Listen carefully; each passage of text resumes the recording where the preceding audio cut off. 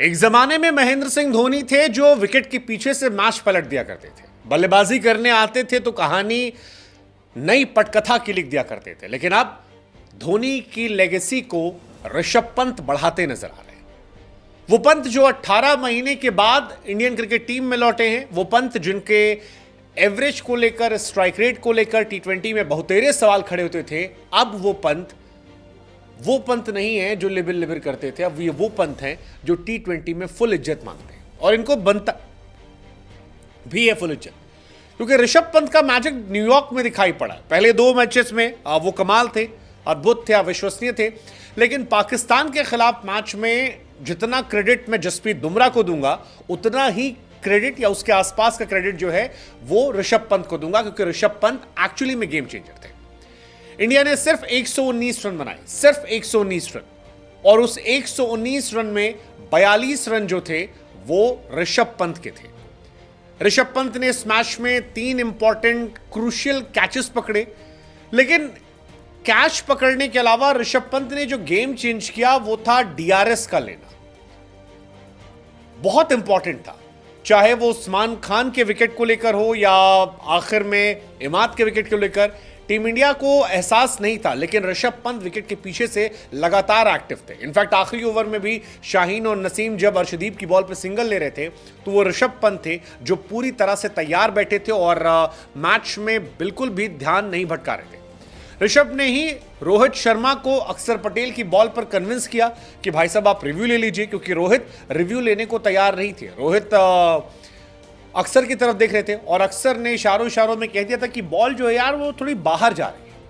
लेकिन ऋषभ का इंट्यूशन था कि नहीं भाई साहब, बॉल स्टंप पे है, मैं कीपर हूं, मैं कह रहा हूं स्टंप पर है। और ऋषभ के कन्विक्शन का असर था कि रोहित शर्मा ने वो डीआरएस लिया।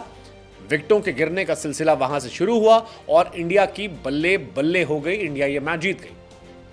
119 रन पर इंडिया ऑल आउट हुई। पहली बार पाकिस्तान ने वर्ल्ड कप में इंडिया को ऑल आउट किया, जिसमें 31 बॉलों पर 42 रन की पारी जो थी वो ऋषभ पंत की थी। एंड ऋषभ पंत का मैजिक कमाल था। 31 बॉल 42 रन, जिसमें 6 चौके थे। पाकिस्तान के सामने टी20 वर्ल्ड कप में उनकी ये पारी लंबे समय तक याद रखी जाएगी। ऋषभ पंत हालांकि बहुत सारे जीवन दान मिले, बैक टू बैक उनके कैचेस ड्रॉप हो रहे थे, लेकिन जिस तरह की पिच थी इसमें जिगरा दिखाना था।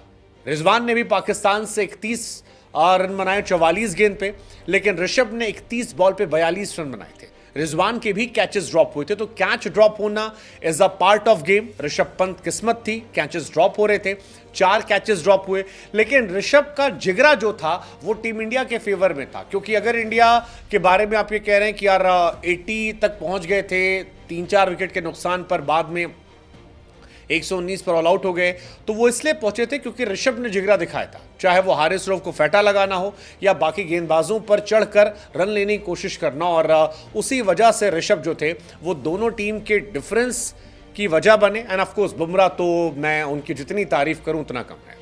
रोहित शर्मा, विराट कोहली, हार्दिक पांड्या, सूर्य कुमार यादव, रविंद्र जडेजा और शिवम दुबे, अगर आप इन 6 तुर्रम खा को मिला लेंगे तो भी आपको दिखाई पड़ेगा कि इन्होंने सबने मिलकर 45 बॉल पे केवल 34 रन बनाए। जब आप ऋषभ पंत की तरफ देखते हैं तो आपको दिखाई पड़ता है कि 31 बॉल पे 42 रन जो है वो अकेले ही ऋषभ पंत ने बनाए हैं, और ये एक डिफरेंस था।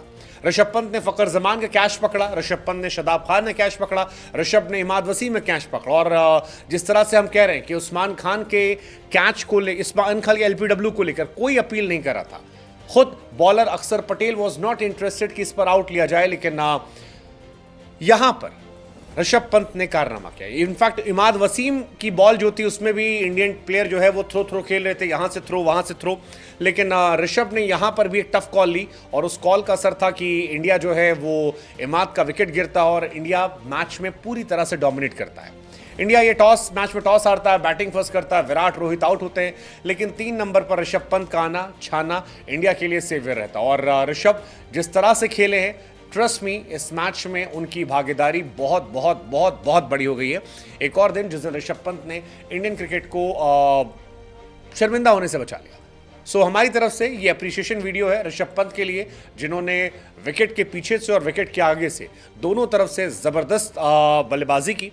हालांकि ऋषभ की बल्लेबाजी जो है वो हार्ट पेशेंट्स के लिए नहीं थी, क्योंकि बहुत सारे कैचेस जो थे वो ड्रॉप हो रहे थे।